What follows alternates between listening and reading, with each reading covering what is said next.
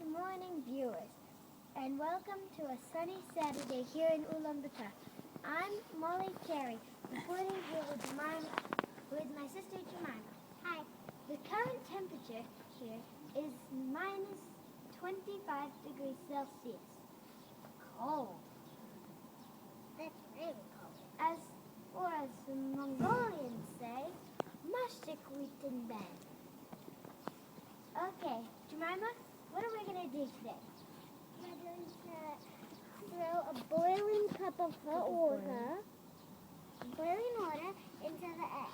And what I think is going to happen is it's going to make a cloud of dust, which is snow. Good idea. Okay, can I have the cup, please? I'll get your one. Okay. This is going to be really cool. And go. That was so cool. It worked. That was good. That was awesome. I'm going to throw a tiny bit into the air. Now, signing off. No, I'm going to throw a tiny bit into the air. Okay. That didn't work. Signing off now.